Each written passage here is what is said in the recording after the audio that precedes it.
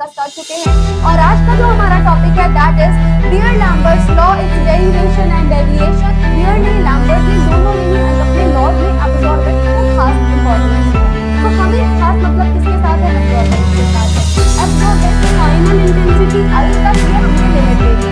क्या लिया? Ma'am initial intensity I nought से फाइनल इंटेंसिटी आई तक लिमिट ले लिया। Hello everyone, welcome back to pharmacy India plus. कैसे हैं आप सारे बच्चे और कैसी चल रही है आप सभी की प्रिपरेशन? एक बार कमेंट करके जरूर बताइएगा कि कहाँ तक पहुंची है आपकी प्रिपरेशन और कैसा चल रहा है सारा कुछ। तो जैसा कि आप सभी को पता है कि हमारा 7th सेमेस्टर चल रहा है और 7th सेमेस्टर में हम फार्मास्यूटिकल एनालिसिस की यूनिट 1 कवर अप करवा रहे हैं। यूनिट 1 के इससे पहले मैं काफी सारे लेक्चर्स ऑलरेडी ले चुकी हूँ जहां पर मैंने आपको बताया फार्मास्यूटिकल एनालिसिस होता क्या है, जिसमें जो हमारा फर्स्ट चैप्टर है that is UV spectroscopy. UV spectroscopy कैसे होता है, क्या होता है यूवी में, यूवी के टॉपिक्स कितने होंगे, सारी चीजें हम ऑलरेडी डिस्कस कर चुके हैं। और आज का जो हमारा टॉपिक है that is Beer Lambert's law, it's derivation and deviation. और इसके लिए तो मैं जितना यहाँ पर इंपॉर्टेंट लगा हूं उतना कम है।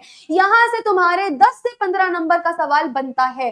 अगर लॉन्ग आया तो भाई 10 नंबर का लॉन्ग आएगा ही आएगा। कभी कभी ऐसा होता है कि लॉन्ग के साथ साथ शॉर्ट में भी दे देते हैं सेम टॉपिक से। तो ये टॉपिक ऐसा है बेटा जहां से लगभग हर साल सवाल आता है। तुम्हारे सेमेस्टर में तो सवाल आएगा ही आएगा। आगे चल के अगर तुम किसी कॉम्पिटिटिव एग्जाम की तैयारी करते हो या अगर कर रहे होगे तो तुम्हें पता होगा, जीपैट हो गया, ड्रग इंस्पेक्टर हो गया, फार्मासिस्ट हो गया, हर जगह इसका सवाल बहुत बार आता है। बियर-लैम्बर्ट्स लॉ, इसका डेरिवेशन, इसका deviation is very very very important topic for this chapter. तो बहुत अच्छे से करना क्योंकि ये चैप्टर आपका इंपॉर्टेंट है। डेफिनेटली ये आपको मार्क्स दिलाएगा अगर आपने इसकी वीडियो अच्छे से देख ली और समझ ली तो। अच्छा, इसके हैंड रिटन नोट्स आपको चाहिए होंगे तो क्या करोगे आप? व्हाट्सएप या फिर टेलीग्राम जल्दी से ज्वाइन कर लेंगे, जिसके लिए इसी वीडियो के नीचे डिस्क्रिप्शन बॉक्स में जाओगे, वहां आपको व्हाट्सएप एंड टेलीग्राम का लिंक मिलेगा। लिंक पर टैप करिएगा। जैसे ही आप लिंक पर टैप करेंगे आप इमीडिएटली व्हाट्सएप एंड टेलीग्राम से ज्वाइन हो जाएंगे और इन दोनों जगह आपको पीडीएफ अवेलेबल होंगी सारे हैंड रिटन नोट्स की। ये पीडीएफ आपके लिए काफी इंपॉर्टेंट होने वाली है। इसके अलावा बेटा आप हमारी app pharmacy India mobile app भी डाउनलोड कर सकते हो, क्योंकि यहाँ पर आपको जॉब रिलेटेड अपडेट सबसे पहले मिलेंगी। फिर चाहे वो गवर्नमेंट जॉब हो चाहे वो प्राइवेट जॉब हो, सबसे पहले आपको सारी अपडेट्स हमारी फार्मेसी इंडिया मोबाइल ऐप पर मिलेंगे। जो आप कैसे कर सकते हो मैम, जो कि हम प्ले स्टोर से डाउनलोड कर सकते हैं। चलिए बिना किसी देरी के अपना आज का टॉपिक शुरू करते हैं। टॉपिक क्या है मैम? सबसे इंपॉर्टेंट टॉपिक है दैट इज बियर-लैम्बर्ट्स लॉ। अच्छा, बियर-लैम्बर्ट लॉ होता है कौन? क्या है बियर-लैम्बर्ट? कौन है बियर-लैम्बर्ट? देखो बेटा, दो साइंटिस्ट थे, एक थे बियर एक थे लैम्बर्ट। बियर ने अपना एक लॉ दिया, लैम्बर्ट ने अपना एक लॉ दिया और फिर जब इन दोनों लॉज को कंबाइन करा गया तो इनको कंबाइन करके बेटा जो हमारे पास नया लॉ बना उस लॉ को बोला गया बियर-लैम्बर्ट लॉ। तो पहले तो हम देखते हैं कि भाई बियर ने क्या लॉ दिया था और फिर देखेंगे लैम्बर्ट ने क्या लॉ दिया था। फिर हम दोनों लॉज को कंबाइन कर देंगे जो हमारा बियर-लैम्बर्ट्स लॉ बन जाएगा। तो सबसे पहले क्या आ जाएगा मैम? सबसे पहले हमारे पास आ जाएगा बियर्स लॉ। सबसे पहले कौन सा लॉ पढ़ने वाले हैं मैम? हम पढ़ने वाले हैं बियर्स लॉ। जरा बताओ बियर्स लॉ में क्या होता है ma'am? According to Beer's law जो एब्जॉर्बेंस होती है या जो एब्जॉर्प्शन होता है वो कंसंट्रेशन के डायरेक्टली प्रोपोर्शनल होता है। मतलब अगर हमें बियर्स लॉ को एक्सप्लेन करना है तो हम कैसे एक्सप्लेन करेंगे मैम? आप इजीली एक्सप्लेन कर सकते हो कि यहाँ पर बियर्स-लैम्बर्ट लॉ में जो भी एब्जॉर्बेंस होगा वो डायरेक्टली प्रोपोर्शनल होगा। किसके साथ? कंसंट्रेशन के साथ डायरेक्टली प्रोपोर्शनल होगा। हम क्या लिख सकते हैं? आप लिख सकते हो यहाँ पर absorbance is directly proportional to the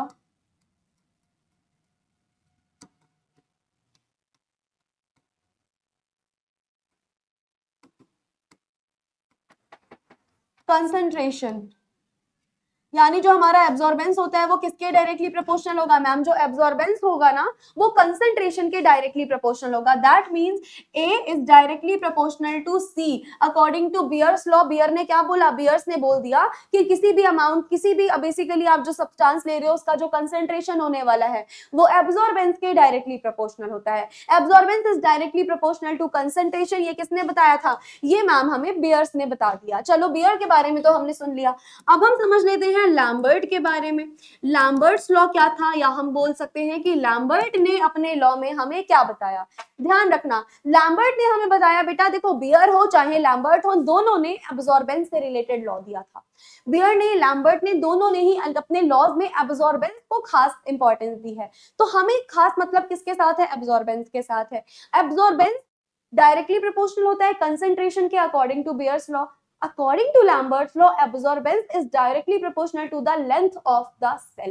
यानी लेंथ के डायरेक्टली प्रोपोर्शनल होगा. लेंथ किसके डायरेक्टली प्रोपोर्शनल होगा? एब्जॉर्बेंस के. इसको क्या बोलते हैं मैम? ये लैम्बर्ट लॉ हो जाएगा. यानी हमारे पास क्या आ जाएगा? According to Lambert's law, absorbance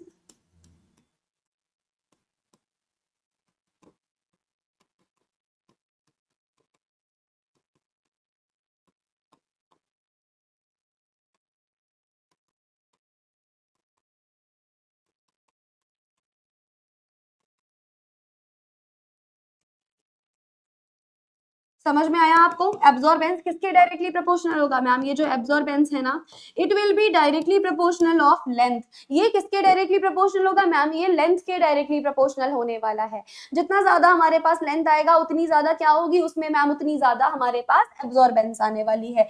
तो ये तो हमने इंडिविजुअली समझ लिया कि इंडिविजुअली बियर्स लॉ क्या होता है, इंडिविजुअली हमने समझ लिया कि लैम्बर्ट्स लॉ क्या होता है. अब हमें अगर कंबाइन रूप से पढ़ना है कि भाई कंबाइन रूप से मुझे बताओ बियर लैम्बर्ट्स लॉ क्या होता है, कैसे पता चलेगा मैम? इन दोनों को कंबाइन कर दीजिए. यानी हम लिखते हैं ऑन कंबाइनिंग. अगर हम बेटा इन दोनों को कंबाइन करते हैं तो एब्जॉर्बेंस किस किस के डायरेक्टली प्रोपोर्शनल है मैम? एब्जॉर्बेंस जो है ना वो देखो तो कंसेंट्रेशन के भी डायरेक्टली प्रोपोर्शनल है और मैम लेंथ के भी डायरेक्टली प्रोपोर्शनल है. तो हमारे पास तो मैम बन गया absorbance is directly proportional to concentration directly proportional to length. ये बन गया. अच्छा, डायरेक्टली प्रोपोर्शनल का साइन हमें हटाना रहता है. हम कैसे हटाएंगे डायरेक्टली प्रोपोर्शनल के साइन को मैम? अगर आप हटाओगे तो आपके पास फाइनली आ जाएगा E is equals epsilon CL. ये बेटा जो हमारे पास बन गया ना, ये होता है फाइनल फॉर्मूला. किसका फाइनल फॉर्मूला? ये होता है फाइनल फॉर्मूला मैम हमारा बियर लैम्बर्ट्स लॉ का. यानी बियर लैम्बर्ट्स लॉ क्या हुआ? बियर लैम्बर्ट्स लॉ हुआ A is equals epsilon CL. जहां पर सारी चीजें किसको रिप्रेजेंट कर रही है? बहुत इंपॉर्टेंट चीज है ये वाली. तो A क्या है मैम? जो A है वो हमारी एब्जॉर्बेंस को रिप्रेजेंट कर रही है. This is absorbance. एप्सिलॉन क्या है? याद रखना, एप्सिलॉन से सवाल पूछा जाता है. एप्सिलॉन को बोलते हैं मोलर एब्जॉर्प्टिविटी कोफिशिएंट. क्या बोलते हैं? ये हो जाएगा आपका मोलर एब्जॉर्प्टिविटी. या तो बेटा आप इसको मोलर एब्जॉर्प्टिविटी बोल दो या तो बोल दो मोलर एक्सटिंक्शन कोफिशिएंट, कुछ भी बोल दो. मोलर एब्जॉर्प्टिविटी भी बोल सकते हैं या हम इसको मोलर एक्सटिंक्शन कोफिशिएंट भी बोल सकते हैं. हम इसको कुछ भी बोल सकते हैं. तो ये हमारे पास हो गया. चलिए जी, सी का मतलब क्या है मैम? सी का मतलब तो आपको पता है कंसंट्रेशन से है. और एल का मतलब क्या है मैम? ये भी आपको पता है. एल का मतलब है लेंथ. तो ये सारे हमारे पास हो गए टर्म्स. किसमें ये सारे टर्म्स यूज हो रहे हैं मैम? बियर लैम्बर्ट्स लॉ में ये सारे टर्म्स यूज हो रहे हैं. तो that is all about the Beer Lambert's law. दोनों को कंबाइन करके बन गया. अब मैम इसके डेरिवेशन कैसे होगा आप हमें ये बताइए, क्योंकि अगर लॉन्ग में 10 नंबर में सवाल आता है तो बेटा डेरिवेशन मांगेगा वो, और फिर आपको पूरा का पूरा डेरिवेशन डिराइव करना पड़ेगा. तो डेरिवेशन इंपॉर्टेंट है. अगर 10 नंबर में सवाल आया तो देखो भाई इसका डेरिवेशन कैसे होगा. सारे बच्चे डेरिवेशन अपनी कॉपी पे नोट करेंगे और कम से कम 2-3 बार लिख कर देखना. अगर 2-3 बार तुमने लिख लिया तो समझो तुम्हारा डेरिवेशन पार्ट बहुत अच्छे से बहुत क्लियरली हो जाएगा. देखो बेटा डेरिवेशन में हम क्या लिखेंगे? According to Beer Lambert's law जैसे ही मोनोक्रोमेटिक लाइट किसी भी सॉल्यूशन से पास होती है तो क्या होता है? लिखते हैं हम.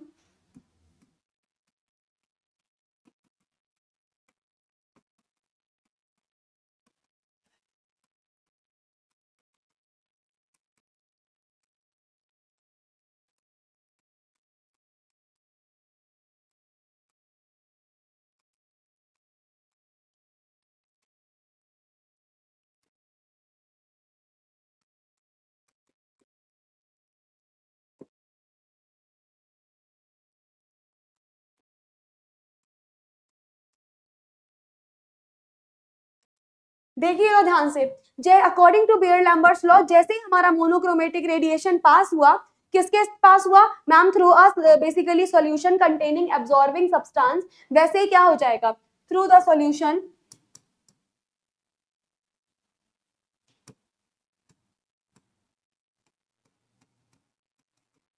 Containing absorbing substance. ऐसे सब्सटेंस के थ्रू जो बेसिकली एब्जॉर्बिंग सब्सटेंस होता है, तब क्या हो जाएगा मैम? जैसे ही ये पास कर जाएगा तब वैसे ही हमारे पास क्या हो जाएगा?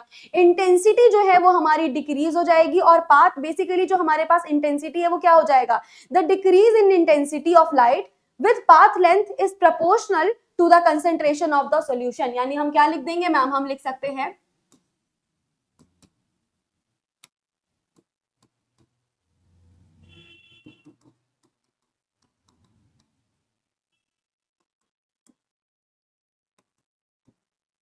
क्या हो रहा है यहाँ पर ma'am, the decrease in intensity will be, या फिर the decrease in intensity of light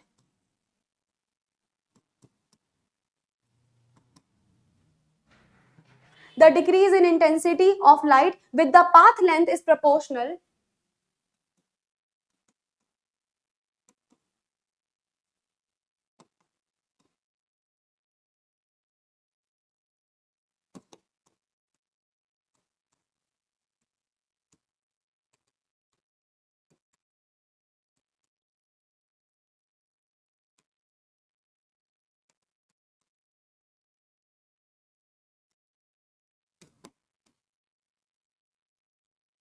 yes किसके प्रोपोर्शनल हो जाएगा मैम, ये बेसिकली ये सॉल्यूशन के प्रोपोर्शनल हो जाएगा। अगर हमें इसका डेरिवेशन लिखना है तो कैसे लिखेंगे मैम, देखिए माइनस का डी आई अपॉन, अच्छा माइनस क्यों लगाया मैं अभी बताती हूँ, माइनस क्यों लगाया समझो। हमारे पास क्या है मैम, माइनस हमने इसलिए लगाया क्योंकि हमारे पास आ रहा है डिक्रीज इन द इंटेंसिटी। जब इंटेंसिटी यानी आई में डिक्रीज हो रहा है तब हमने क्या लगाया मैम, इस इंटेंसिटी में डिक्रीमेंट को हम दिखा रहे हैं इस माइनस के थ्रू, क्योंकि इंटेंसिटी डिक्रीज हो रही है इसीलिए हमने लगाया माइनस के D I upon D L. किसके डायरेक्टली प्रोपोर्शनल है मैम, इस आई के और कंसेंट्रेशन के डायरेक्टली प्रोपोर्शनल होने वाला है। क्या इतनी बात समझ आई, माइनस लगाने का मतलब है मैम बेसिकली डिक्रीज हो रहा है इंटेंसिटी में। अब बेसिकली हमारे पास क्या होगा मैम, ये डायरेक्टली प्रोपोर्शनल का साइन है, ये तो रहता नहीं है, तो डायरेक्टली प्रोपोर्शनल का साइन हमें रिमूव करना है। कैसे रिमूव करेंगे, देखो minus D I upon D L is equals कोई कांस्टेंट लगा देंगे। लेट अस सपोज हमने कांस्टेंट लगा दिया के आई सी, ये डॉट का मतलब मल्टीप्लाई में है ये सारी चीजें, तो हमारे पास बेसिकली ये आ गया। अब क्या कर सकते हैं, अब आप एक काम और कर सकते हो, क्या काम मैम, देखिए यहाँ भी आई है यहाँ भी आई है, आई वाले फैक्टर एक तरफ कर लो, बाकी सारे फैक्टर एक तरफ कर लो। कैसे होगा ये समझना, ये देखो माइनस डी आई, ये जो यहाँ पर आई है उसको हम नीचे ले आएंगे, यानी आई वाले फैक्टर हमने एक तरफ कर लिए और बाकी डीएल को इधर भेज देंगे, तो क्या बचेगा के सी डी एल। यहाँ पे हमने क्या किया मैम, आई वाला फैक्टर आपने एक तरफ कर लिया, बाकी सारा फैक्टर आपने दूसरी तरफ कर लिया। जहां पर अच्छा आई क्या है मुझे जरा बताना मैम, आई है आपकी इंटेंसिटी ऑफ द लाइट। आई क्या रिप्रेजेंट कर रहा है, आई रिप्रेजेंट कर रहा है किसी भी लाइट की इंटेंसिटी, है ना जी। तो ये जो हमारे पास आई है वो क्या हो गया ma'am, intensity of the light. See क्या हो जाएगा मैम, सी तो हम सभी जानते हैं ये हो जाएगा कंसंट्रेशन। एल क्या हो जाएगा मैम, एल हो जाएगा लेंथ। और के हमारे पास क्या है मैम, अभी अभी आपने बताया था के जो है वो हमारे पास कांस्टेंट होता है, तो क्या क्या हो जाएगा के मैम, ये जो के होगा वो हमारे पास एक कांस्टेंट हो जाएगा। तो फाइनली हमारे पास टर्म क्या आया मैम, हमारे पास टर्म आया ये minus D I upon I is equals के सी डी एल। अब आगे हम क्या करते हैं डेरिवेशन में, डेरिवेशन में आगे बेटा अब हम इन दोनों के पास में क्या लेंगे, इंटीग्रेशन ले लेंगे। यानी अब हम क्या कर सकते हैं, हम कह सकते हैं on taking integration both of the sides.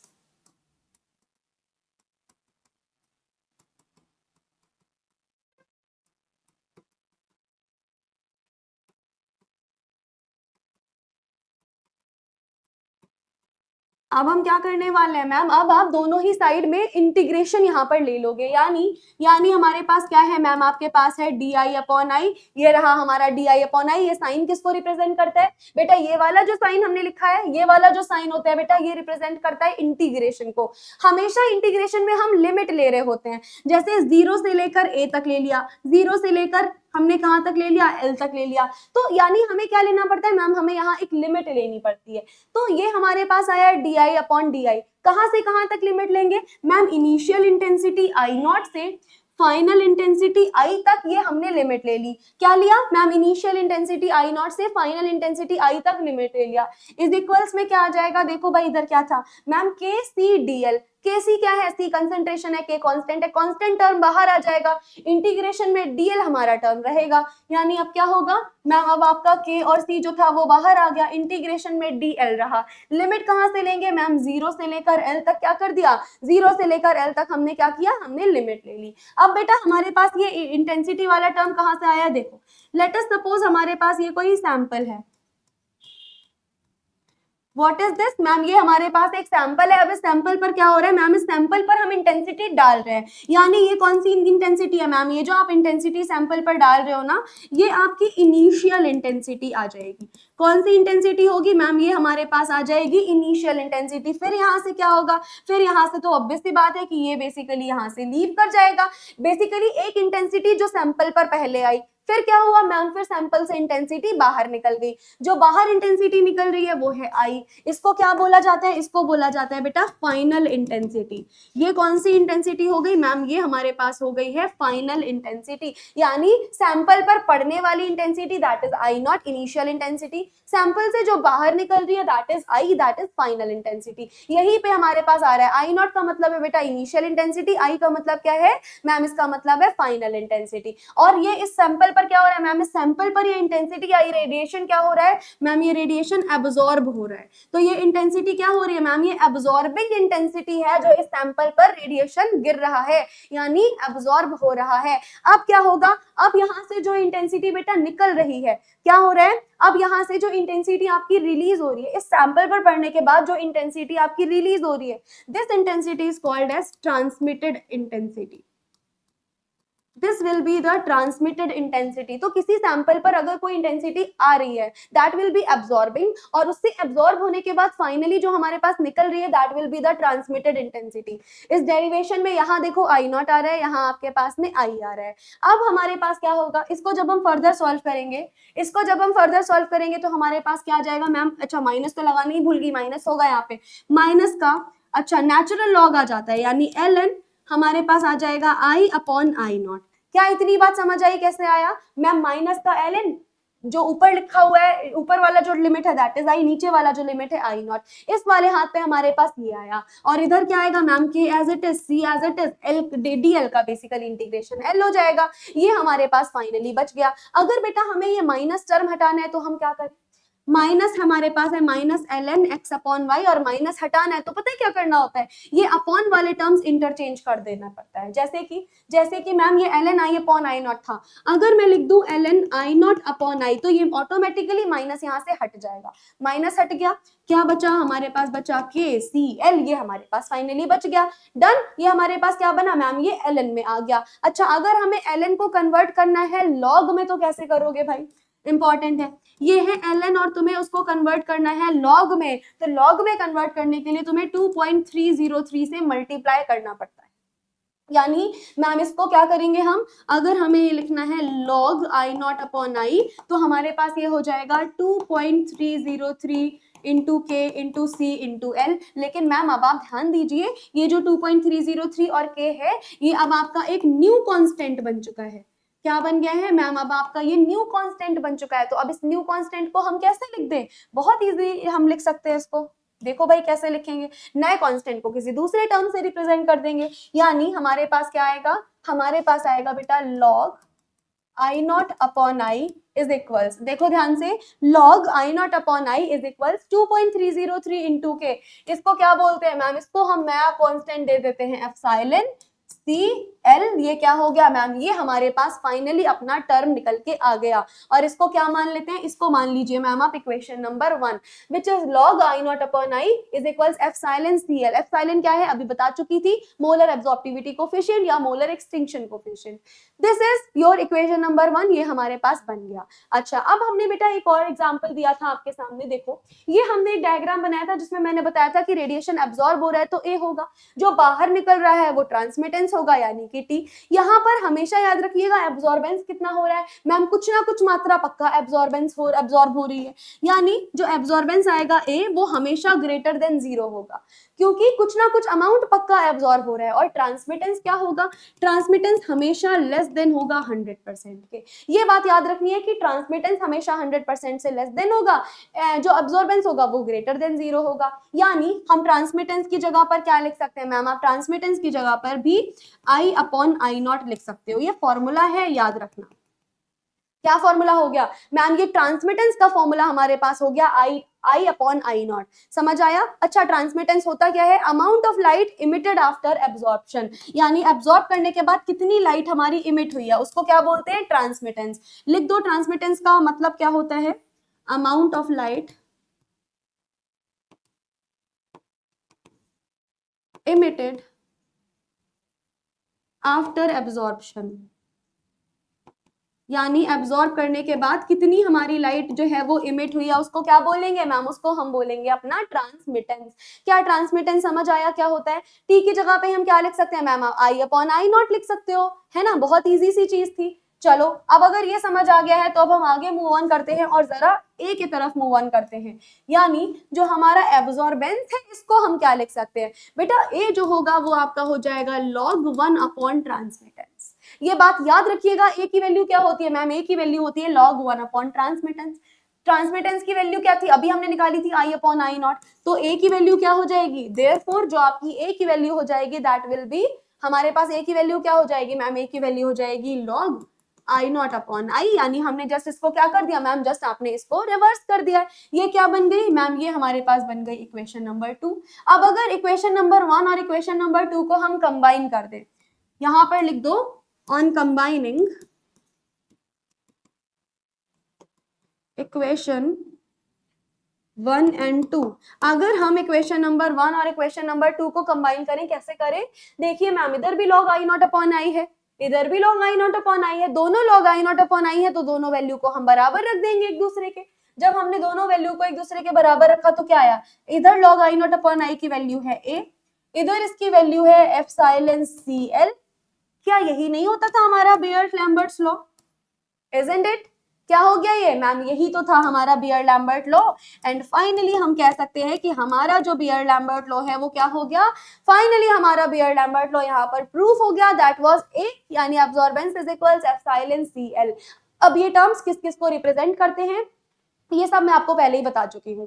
तो this is what ma'am, this is the derivation of beard-Lambert's law and I hope ये पूरा डेरिवेशन जितना हमने डेराइव किया आपको समझ आया होगा। सबसे पहले यहाँ से हमने डेरिवेशन शुरू किया एंड एक एक चीज समझाते हुए यहाँ पर आकर हमने क्या किया? हमने खत्म किया। अब मुझे जल्दी से बताओ कि क्या आपको ये पूरा डेरिवेशन समझ आया? अब डेरिवेशन हमारा हो गया है तो अब हम आगे बढ़ते हैं एक छोटे से कॉन्सेप्ट पे और वो जो छोटा सा कॉन्सेप्ट है वो होता है डेविएशन। डेविएशन का मतलब है डेविएट हो जाना। जैसे आपकी उम्र अभी पढ़ाई की है, लेकिन अगर अभी पढ़ाई नहीं करोगे, आप मोबाइल में गेम्स खेलने लग जाओगे, पूरा पूरा दिन सोशल साइट्स पे अवेलेबल रहोगे, फालतू के काम अगर करते रहोगे, स्क्रॉल करते रहोगे, दैट मीन्स आप डेविएट हो रहे हो अपने पाथ से। सिमिलरली बेटा लाइट, रेडिएशन, ये भी अपने पाथ से थोड़ा डेविएट होने लगते हैं।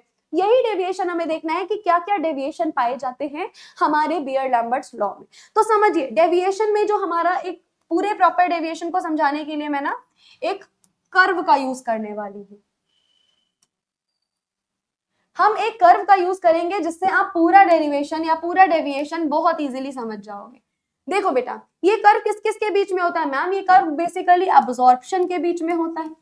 यानी पहला क्या आ गया? पहला तो बेटा आपके पास आ गया एब्जॉर्प्शन, यानी ये अब्जॉर्प्शन के बीच होगा। और किसके बीच होगा? और तो मैम ये कंसंट्रेशन के बीच में होगा। यानी ये जो आपका ग्राफ है ये एब्जॉर्प्शन और कंसंट्रेशन के बीच में जो है वो हमारा बनता है। अब मुझे बताइए मैम ये आइडियली कैसा होगा? आइडियली तो बेटा इसको स्ट्रेट लाइन ग्राफ जाना चाहिए। आइडियल कैसा जाना चाहिए मैम? इस तरीके से लीनियर इसको ग्राफ जाना चाहिए, यानी हमारी लीनियर पोजीशन पे ये आइडियल ग्राफ मिलना चाहिए, कोई डेविएशन नहीं है। डेविएशन कैसे होगा? मेन बात ये आई कि भाई डेविएशन इसमें कैसा हो रहा है। अगर हमारे पास कोई लाइन है वो स्ट्रेट ना जाकर बेटा इस तरीके से चली जाती, क्या बोला जाता है इसको मैम? इसको बोला जाता है डेविएशन। सिमिलरली बेटा अगर लाइन है आपकी स्ट्रेट ना जाकर कुछ इस तरीके से चली जाती है, क्या बोला जाता है इसको मैम? इसको बोला जाता है डेविएशन। और ध्यान रखना जो डेविएशन बेटा आपका ऊपर की तरफ जा रहा है, ब्लू वाला डेविएशन, इसको कहा जाता है पॉजिटिव डेविएशन। और जो डेविएशन आपका नीचे की तरफ जा रहा है इसको कहा जाता है बेटा निगेटिव डेविएशन। याद करने की ट्रिक बताऊं, नीचे की तरफ निगेटिव, नी दोनों में आ रहा है ना, नीचे की तरफ जाएगा निगेटिव डेविएशन, ऊपर की तरफ जाएगा पॉजिटिव डेविएशन। बिल्कुल स्ट्रेट लाइन अगर जाएगी कोई डेविएशन नहीं है, लीनियर लाइन। तो ये हमारे पास डेविएशन होता है जो एब्जॉर्प्शन और कंसंट्रेशन के बीच बनता है। और डेविएशन बेटा जनरली आपके पास 3 टाइप के होते हैं। डेविएशन जो होता है बेटा वो जनरली हमारे पास कितने प्रकार का होता है मैम? जनरली हमारा जो डेविएशन होगा वो 3 प्रकार के होते हैं। कौन कौन से टाइप के डेविएशन होते हैं? देखिए सबसे पहले आता है रियल, या फिर इसी को हम बोल सकते हैं ट्रू डेविएशन। तो the first one is real और ट्रू डेविएशन। रियल और ट्रू डेविएशन के बाद क्या होगा मैम? इसके बाद हमारे पास आ जाता है केमिकल डेविएशन। रियल या ट्रू डेविएशन हो गया, देन हमारे पास आ गया केमिकल डेविएशन, और केमिकल डेविएशन के बाद क्या आ जाएगा, बताओ भाई जरा मैम। रियल या ट्रू डेविएशन हो गया, केमिकल डेविएशन हो गया, उसके बाद इंस्ट्रूमेंटल या फिर स्पेक्ट्रल डेविएशन।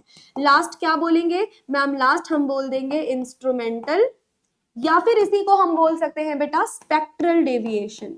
क्या बोल सकते हैं इसको मैम, इसको आप बोल दो स्पेक्ट्रल डेविएशन। तो कुछ इस प्रकार से हमारे सारे डेविएशंस होते हैं। These are some types of deviations that we are having, real, chemical and instrumental.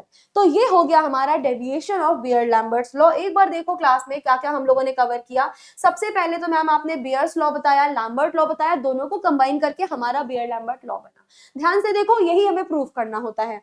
कैसे प्रूफ किया आपने मैम, पूरा डेरिवेशन डिराइव किया यहाँ से, देन हमने क्या किया, हमने पूरा डेरिवेशन समझा और यहाँ पर आकर के हमारा ये प्रूफ हो गया फाइनली। एंड अगर 10 नंबर में आता है सारी चीजें, तुम्हें एक एक चीज मेंशन करनी पड़ेगी। ये प्रूफ हो चुका है हमारा बियर-लैम्बर्ट लॉ। फिर हमने डेरिवेशन के बाद क्या देखा मैम, इसका आपने डेविएशन बता दिया, डेविएशन के टाइप्स बता दिए।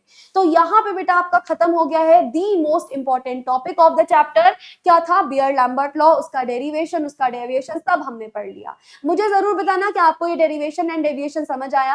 एंड ऐसे ही और क्लासेस के लिए बने रहिएगा, फार्मेसी इंडिया प्लस को जरूर से ज्वाइन कर लीजिएगा। अगर अभी तक आपने सब्सक्राइब नहीं किया है तो सब्सक्राइब जरूर से कर ले। That is it for this video. मिलते हैं अगले क्लास में अगले टॉपिक की तरफ। Thank you so much, take care and bye bye.